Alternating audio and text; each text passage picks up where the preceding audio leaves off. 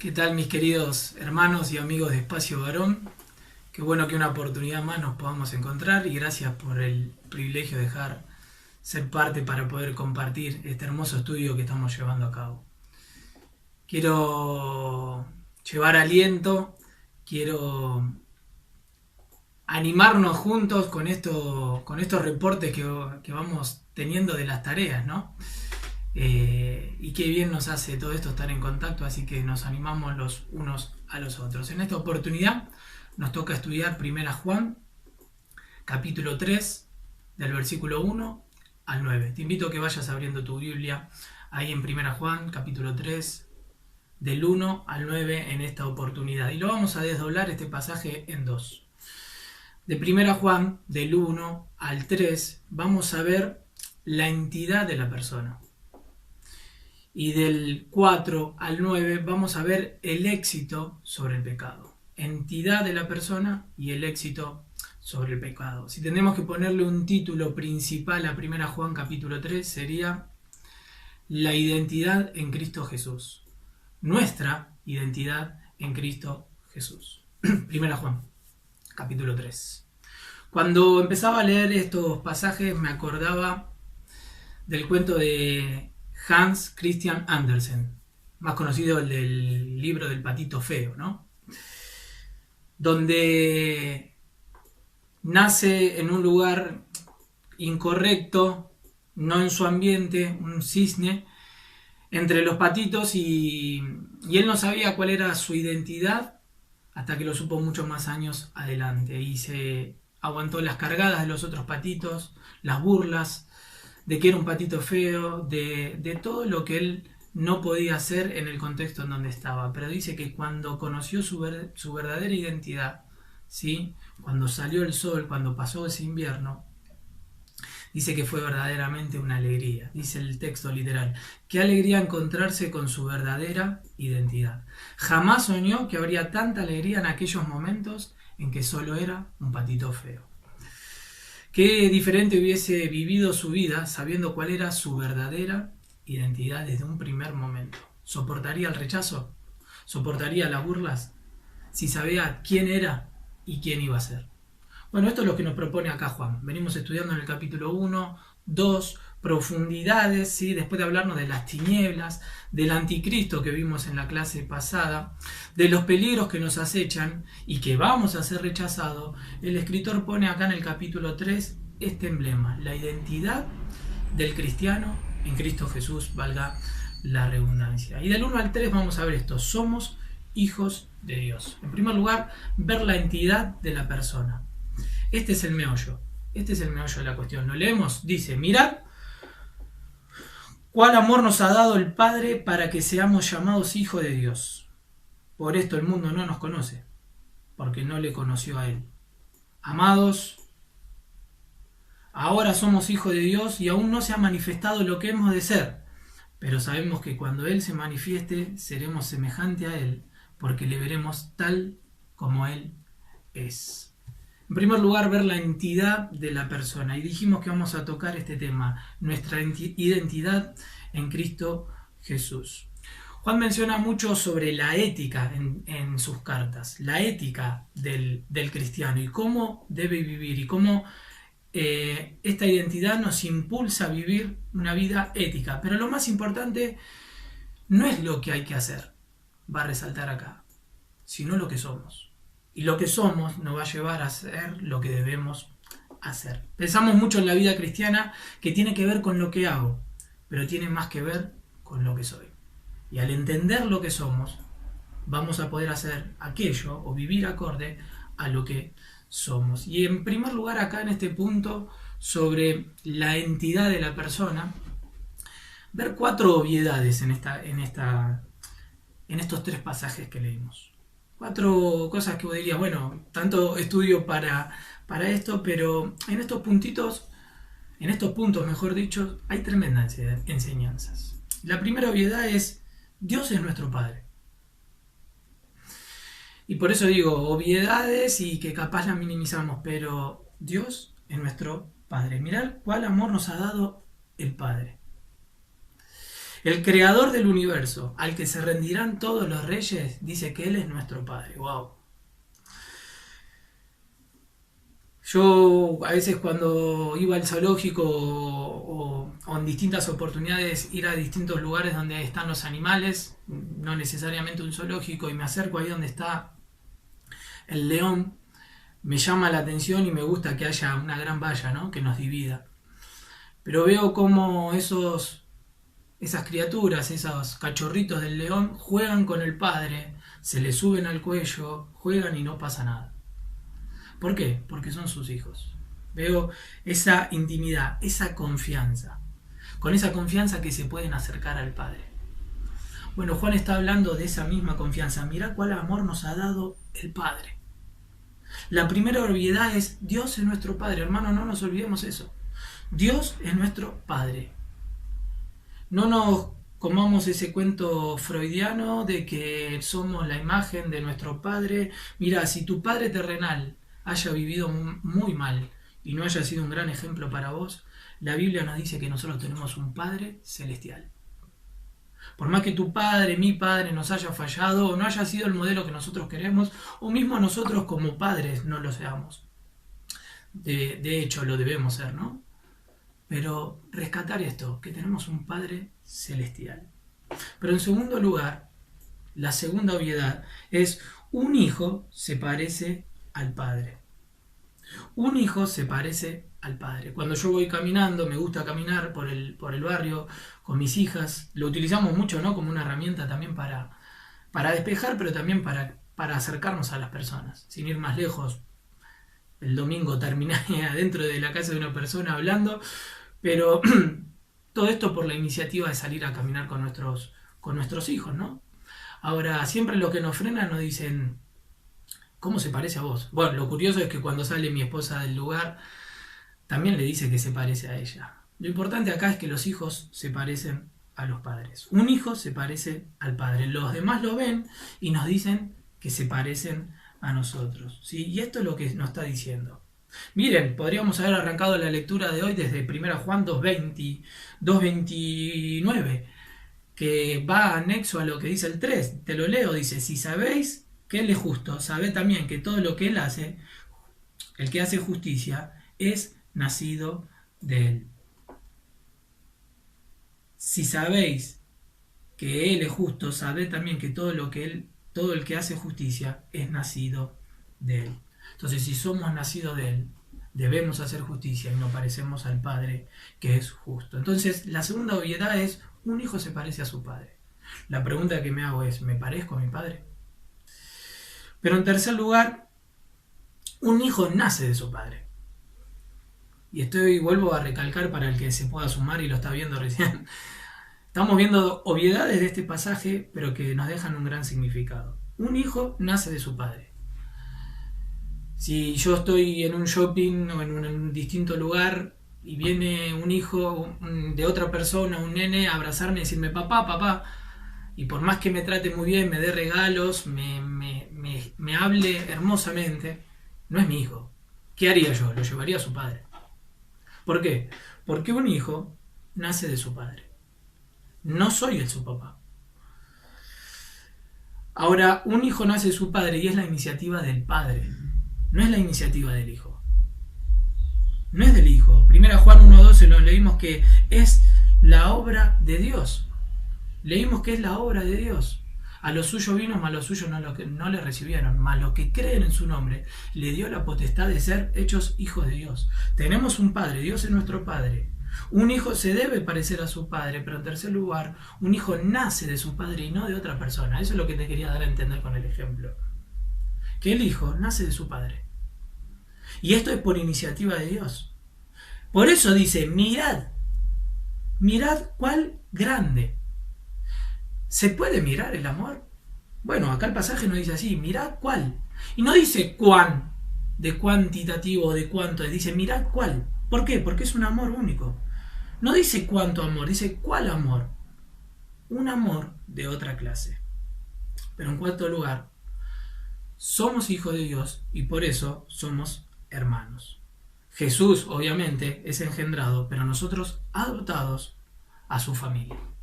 Nosotros, al ser hijos de Dios, el Señor es nuestro hermano, el Señor Jesús es el único engendrado, pero todos nosotros adoptados, miembros de la familia. Somos coherederos con Cristo. Esto lo va a desarrollar en distintos pasajes en la Biblia. Somos coherederos con Cristo. Ahora yo me hago una pregunta y un pequeño paréntesis. ¿Todos somos hijos de Dios? Y la respuesta es no. Dice que el que cree en Él y el que ha creído en el Hijo, ese es hijo de Dios. El Señor Jesús le dice a los fariseos: vosotros sois de vuestro padre el diablo. ¿Por qué? Porque no creían en Él. Ahora dice: mirad cuál amor nos ha dado el Padre. Vimos un poco miremos cuál es ese amor. Eso es un amor único. Vimos algunas obviedades del Padre. Para que seamos llamados hijos de Dios. El mejor título que podemos tener, hermanos. Y con esto no estoy diciendo que no estudiemos, no. Pero de todo eso son títulos terrenales, que no me identifican. Por eso acá Juan va a clavar la base de cuál es nuestra identidad y que seamos llamados hijos de Dios. Por esto el mundo no nos conoce. Por eso, Juan, este es un concepto que va anexo con lo que dice Pablo ahí en Corintios, que el espiritual discierne lo espiritual, pero el carnal no puede entender las cosas espirituales y el hombre natural mucho menos. Amados, ahora somos hijos de Dios y aún no se ha manifestado lo que hemos de ser, pero sabemos que cuando Él se manifieste seremos semejantes a Él. Seremos semejantes a Él. El mundo no nos conoce porque no le conoce a Él. Y vuelvo a darte otro ejemplo. Si tu hijo va a otro lado donde no te conocen, no dirán que es semejante a Él. ¿Por qué? Porque no conocen al Padre. Por eso Juan está plantando estas bases para que sepamos cuál es nuestra identidad y que como no lo conocen a Él, vamos a sufrir rechazos. Vamos a sufrir eso lo que tal vez sufrió el patito feo. Pero nosotros tenemos que reconocer. Y nosotros sabemos desde el inicio cuál es nuestra identidad. Cuál va a ser nuestra identidad futura. Y eso no tiene que cambiar cuál es nuestra perspectiva de vida. Juan nos exhorta a que caminemos en luz, recordando cuál es nuestra identidad. Mirad cuál grande el amor nos ha dado el Padre, para que seamos hechos o llamados en este pasaje hijo de Dios. Pero te quiero dar esperanza, porque muchas veces quiero que tengamos esperanza en la palabra de Dios. Yo pensaba en este ejemplo, muchas veces utilizamos la parábola del hijo pródigo para predicar, y podemos hacerlo por vía de la práctica, pero en lo esencial del pasaje, el hijo ya era hijo, no se tenía que convertir. El hijo siempre es hijo. El hijo pródigo es siempre el hijo. En el chiquero, me anotaba, y perfumado en la fiesta que se ve al final de Lucas 15. El hijo es hijo siempre. Juan nos exhorta a que caminemos en luz recordando nuestra identidad. Hoy luchamos en las bajezas, pero somos hijos. Y tenemos que ver, esto es lo que va a ver el segundo punto, va a dar inicio al segundo punto, el éxito sobre el pecado. Hoy luchamos en las bajezas, tal vez algunas veces en la miseria, pero en la gloria también lo seremos. Y eso es lo que va a hablar acá en el pasaje que leímos. ¿Vemos la obra de Dios en nuestro corazón? Esa es la pregunta que me hago. ¿Va menguando el viejo hombre? Vemos, como dice Gálatas 2:20, Pablo: ya no vivo yo, mas vive Cristo en mí. Porque esa identidad que tenemos no nos da la libertad para seguir pecando, sino para que vivamos de acuerdo a su voluntad. ¿Ves tristeza cuando pecas? ¿Corres al encuentro del Señor? ¿Corremos al encuentro del Señor? ¿Ves en ti o ves en vos una nueva voluntad, un nuevo amor que no estaba antes? ¿Deseas estar entre los hermanos? Bueno, eso es un buen síntoma, una buena señal, ya que estamos con las señales que sos hijo de Dios. Porque aún no se ha manifestado, dice el texto, porque aún no se ha manifestado lo que seremos. Lo que seremos se manifestará totalmente en la eternidad. Seremos semejantes a Él.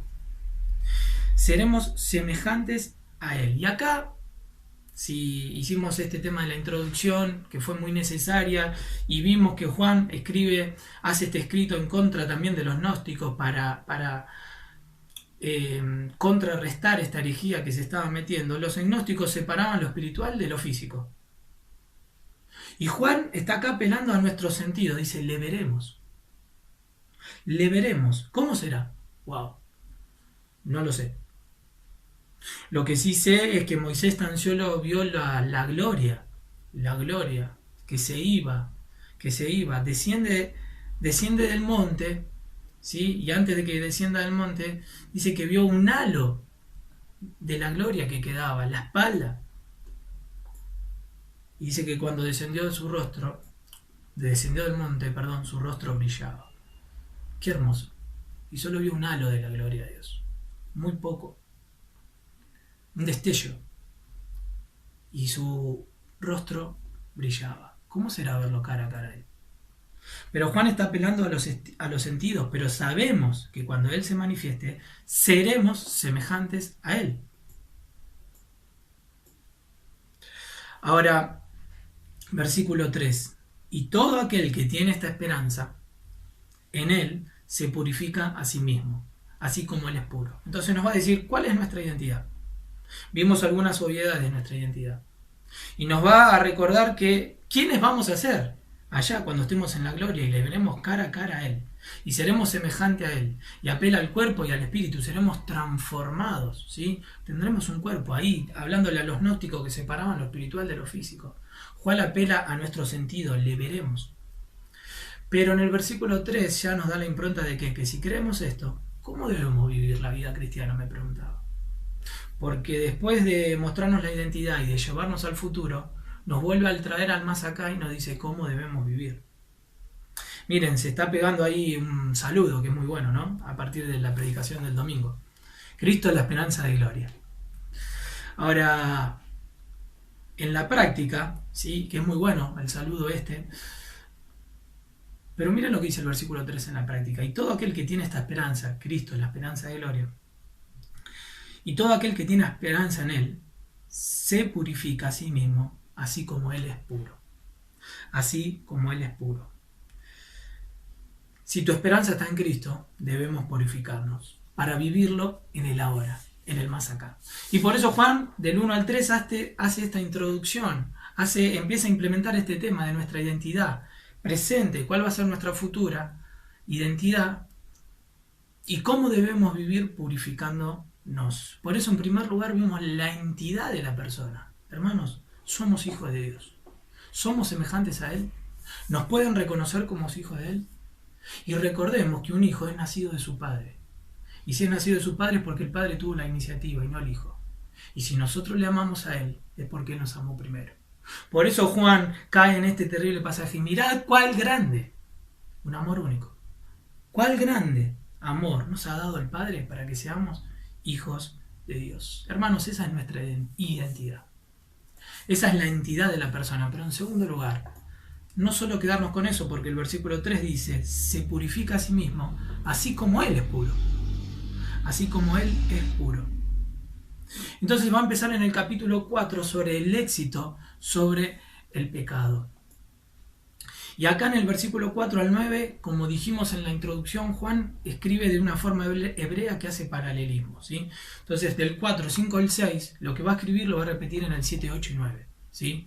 4, 5 y 6, 7, 8 y 9, hace la repetición de lo que dijo en el 4, 5 y 6. Vos podrías leer el 4, ¿sí? Tomado de la mano del 7, el 5 del 8 y el 6 del 9. Leerlos de esa forma y no va a ver y va a encajar mucho más. ¿Por qué? Porque es el sentido hebreo de la repetición. Hace ese paralelismo, ¿sí? Y Juan nos va a sacar una radiografía, pero desde la perspectiva de Dios. Y miren, acá no da imperativos, da indicativos. ¿Saben la diferencia entre un imperativo y un indicativo? Un imperativo es lo que nos manda a hacer. Acá nos da un indicativo de cuál es la mejor forma de que debemos vivir. O cómo vive, cómo indica, ¿sí? Y dice, todo aquel que comete pecado infringe también la ley, pues el pecado es infracción de la ley. Y sabéis que Él apareció para quitar nuestros pecados, y no hay pecado en Él. Todo aquel que permanece en Él no peca. Todo aquel que peca no le ha visto, ni le ha conocido. Hijitos, nadie os engañe, el que hace justicia es justo, como Él es justo. El que practica el pecado, ahí empieza de vuelta la repetición, ¿no? El que practica el pecado es del diablo, porque el diablo peca desde el principio. Para esto apareció el Hijo de Dios, para deshacer las obras del diablo. Todo aquel que es nacido de Dios no practica el pecado, porque la simiente de Dios permanece en él y no puede pecar, porque es nacido de Dios. Hasta acá nomás. La entidad de la persona y el éxito sobre el pecado. Miren, hipocresía es cuando uno no reconoce el pecado. Vive en pecado y no lo reconoce. Los cristianos, los hijos de Dios, que fuimos sellados por el Espíritu Santo, lo llamamos lucha. ¿Por qué lucha? Porque estamos en una lucha. Porque reconocemos nuestras debilidades y nos queremos ir santificando día a día. Por eso el cristiano está en una lucha. Martin Lloyd-Jones dice: no debemos vivir una vida santa porque nos lleva al cielo, sino porque vamos al cielo debemos vivir una vida santa. No debemos vivir una vida santa porque nos lleva al cielo, no es por obras, sino que porque vamos al cielo debemos vivir una vida santa. No es por obras, pero sí fuimos salvos para buenas obras. Y en el versículo 4 que empieza nos va a dar una descripción del pecado, una definición más del pecado. ¿Cuál es una definición más del pecado? Bueno, es infringir la ley. Todo aquel que comete pecado infringe la ley. De más está decir que la ley espiritual, la ley de la palabra de Dios. Porque hoy las leyes ya no van acorde, las leyes terrenales ya no van acorde a las leyes espirituales. Acá lo que está diciendo es que todo aquel que comete pecado infringe la ley, la que Dios nos ha dado. Y esto ofende a Dios porque hay una relación personal.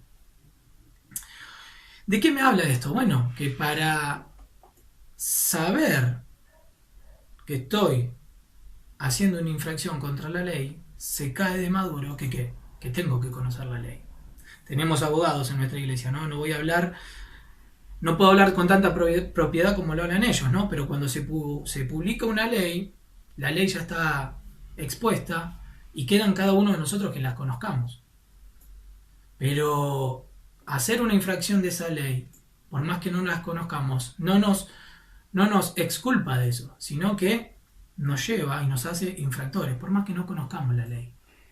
Bueno, ¿qué nos lleva acá en este punto? Un pequeño paréntesis. Debemos conocer la palabra de Dios. Todo aquel que comete pecado infringe la ley. La ignorancia no es excusa.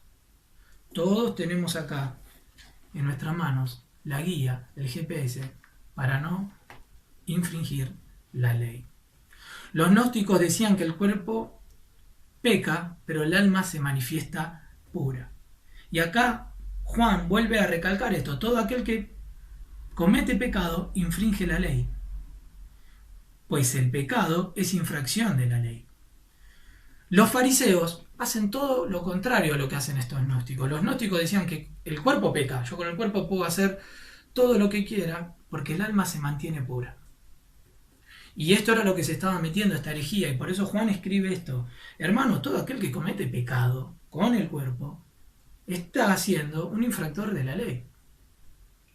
Ahora, los fariseos hacían todo al revés. El cuerpo limpio, ¿sí? Por fuera limpio, pero el Señor le tiene que decir sepulcros blanqueados.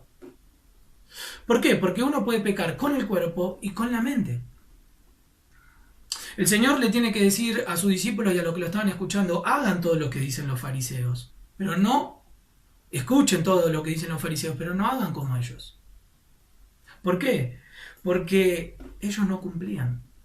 Ahora, te pongo estos dos ejemplos porque podemos pecar tanto con el cuerpo como con la mente. Y el Sermón del Monte lo explica muy bien. Porque si alguno ha pensado mal, ya es homicida, ha matado. Y lo ha pensado, podemos pecar con la mente. Y esto es lo que está recalcando: todo aquel que comete pecado es infractor de la ley.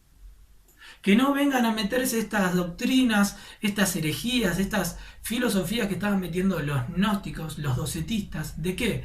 De que con mi cuerpo yo puedo hacer lo que quiero y no es pecado. No, todo aquel que comete pecado es infractor de la ley. Para el Señor es pecado lo que hacemos con la mente y físicamente. Y cualquier tipo de pecado, sea grande o chico. Yo me anotaba un ejemplo.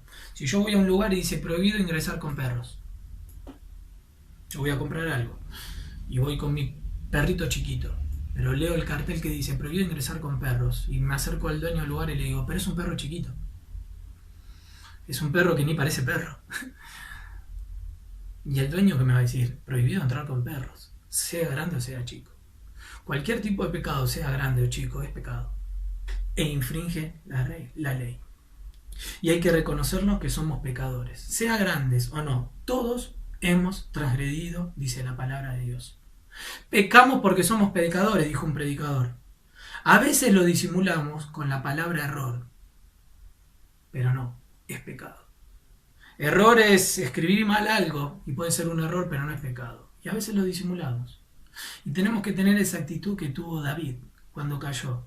Dijo, he pecado. Esa actitud que tuvo este ejemplo que nombramos antes del hijo pródigo, ¿se acuerdan? Que se fue a vivir perdidamente y cuando estaba allá en el chiquero dice, Padre, he pecado contra el cielo y contra ti. Siempre que pecamos, pecamos en dos direcciones. Siempre, aunque no nos demos cuenta. Hacia el cielo, en un sentido vertical, y en un sentido horizontal hacia los demás. Por eso ese hijo tuvo que pedirle perdón. Padre, he pecado contra el cielo y contra ti. Tuvo que pedirle perdón al Padre. No licuemos. Hemos pecado. Y lo que hagamos con el cuerpo, con la mente, somos infractores. Y eso es lo que está diciendo Juan. Ahora, no nos va a dejar en eso. Nos va a decir, necesitamos ayuda. Porque por nosotros mismos no podemos. Y por eso le da la introducción al versículo 5. Dice, y sabéis, le está recalcando, y sabéis que Él apareció para quitar nuestros pecados. Y no hay pecado en Él. Otro de los pasajes que recalcan la impecabilidad de Cristo, de Jesucristo. Y ante nuestra insuficiencia aparece en el versículo 5, y sabemos que Él apareció para quitar nuestros pecados. Apareció para quitar nuestros pecados. Necesitamos ese Cordero sin mancha, que hablaba Juan el Bautista y que todos pudieron reconocer en ese momento. El Cordero sin pecado que quita el pecado del mundo. ¿Y qué es lo que va a hacer? Bueno, miren lo que dice en el versículo 8, porque leímos que es un paralelismo, ¿no? Y lo que dice acá lo dice en el 8. Y el que practica el pecado es del diablo, porque el diablo peca desde el principio. Pero para esto apareció, ¿ves la repetición del versículo 100? Para esto apareció el Hijo de Dios, para deshacer las obras del diablo. Para esto apareció, para quitar el pecado y para deshacer, para desandar las obras que hace el diablo. Por eso estamos en una lucha, hermanos. ¿Por qué? Porque el diablo también tiene sus obras. Apareció para quitar nuestros pecados. Cuán grande era nuestra deuda que el Hijo de Dios tuvo que venir a salvarnos para pagar por nuestros pecados. Cristo vino a la tierra con una misión, la misión del rescate. Por eso, hermanos, hay victoria sobre el pecado. Porque Cristo ya venció al diablo en la cruz, a la muerte y al pecado. Ahora, ¿cómo se ve esa victoria? Bueno, lo va a decir en el versículo 6 y en el 9. Acuérdense el sentido de repetición que hace Juan. Todo aquel que permanece en él no peca. Todo aquel que peca no le ha visto ni le ha conocido. Y estamos entrando en un pasaje controversial, tanto en el 6 como en el 9. ¿Cuál es la frase controversial que se ha luchado por tanto tiempo? Debatido por tanto tiempo. Dice, todo aquel que permanece en él, no peca. Un gran concepto. Y en el 9 dice, todo aquel que es nacido de Dios no practica el pecado, porque la simiente de Dios permanece en él y no puede pecar. ¿Cuál es el gran debate? El cristiano no peca. Si peco, ¿no soy cristiano? Ese es el gran énfasis. Por si te tuviste una distracción de la Biblia, te lo vuelvo a decir cuál es. Versículo 6 dice, todo aquel que permanece en él no peca. Entonces, si yo no peco, si yo permanezco en él, no peco. Si yo no estoy pecando es porque no soy de él o no permanezco en él. Esta es la discusión que se arma entre el versículo 6 y el 9. Espero que haya quedado clara cuál es la discusión. Ahora vamos con la respuesta. ¿Cuál es la respuesta? Bueno, Juan no está diciendo eso, que el cristiano no peca. Porque lo hemos leído de la misma carta, de la misma boca de Juan, en 1 Juan 1.9, lo tengo acá, dice, si confesamos nuestros pecados, Él es fiel y justo para perdonarnos y limpiarnos de toda nuestra maldad. Limpiarnos de toda maldad. ¿Y qué leímos en 1 Juan 3.3? Segundo énfasis para contrarrestar esto, de que el cristiano no peca. No, acá en 1 Juan dice que el cristiano peca. Y de hecho dice, si peca, abogado tenemos. Pero en 1 Juan 3.3, ¿qué leímos recién? Lo leo nuevamente. Y todo aquel que tiene esta esperanza en él se purifica. Entonces, si se purifica, ¿qué hace? Es porque peca. Ahora, ¿qué estoy diciendo con esto? ¿Que estamos con una licencia a pecar? No. Estamos en el punto de que el cristiano debe tener en éxito, vivir en éxito sobre el pecado. No querer revolcarnos donde antes nos revolcábamos. El cristiano no peca, no. En 1 Juan 1.9 lo leímos y decimos, 1 Juan 1.9 y 10 dice, si decimos que no tenemos pecado, nos engañamos a nosotros mismos. ¿Y cuál es la clave? Confesar. 1 Juan 1.9. Si confesamos nuestros pecados, Él es fiel y justo. Y en 1 Juan 3.3 dice, se purifica a sí mismo. Pablo agranda este concepto, o amplía este concepto en Romanos 7, cuando dice que él tiene una lucha con el pecado. Entonces el cristiano puede pecar, pero no practica, no vive, no es habitual en el pecado. ¿Nos enseña que no hay pecado? No. Nos enseña la diferencia entre algo habitual, práctica, y algo puntual. Acá en 1 Juan 3.6 está hablando del que practica algo habitual, alguien que vive en pecado. El cristiano como estilo de vida habitual no peca, eso es lo que quiere decir. Por eso dije que lo vamos a ver desde la perspectiva de Dios. El cristiano, como estilo de vida habitual, no peca. En el original son verbos continuos, no está pecando. Ahora, 1 Juan 2.1 nos habla de algo puntual. ¿Se acuerdan 1 Juan 2.1? Hijitos míos, estas cosas escribo para que no pequéis. El propósito de Dios es que no pequéis. Y si alguno hubiere pecado, abogado tenemos. Dice, y si alguno. Ahí está, entre 1 Juan 2.1 y 1 Juan 3.3 está la diferencia de algo habitual. 1 Juan 3.3, habitual, si alguno practica. Y algo puntual en 1 Juan 2.1, si alguno peca. ¿Cuál es la conclusión? Todo verdadero cristiano no permanece en pecado, porque su naturaleza es otra. Su naturaleza es otra. Termino con esto. El ejemplo, cuando uno va a un río y ve al pez que salta, ¿qué esperás? Que vuelva al río. Cuando pega un salto el pez, que vuelva al río. ¿Por qué? Porque está en su naturaleza que el pez es del agua. Ahora, si vos fuiste a ese río con tu gato, con tu perro, y tu gato o tu perro se cae al agua, ¿qué esperás? Que salga. Porque en su naturaleza está que no convive en el agua. Si eres cristiano, si sos cristiano, si somos cristianos, ya no queremos volver a la posibilidad. En la mesa del Padre hay manjares celestiales. Hay manjares celestiales. Todavía no se ha manifestado. Pero en ese que todavía no se ha manifestado, la Biblia también nos habla que en el más acá tenemos una vida y vida abundante. Y que Dios preparó buenas obras, las cuales debemos andar. Por eso, si somos cristianos, no queremos volver a la posibilidad. Por eso vimos nuestra entidad.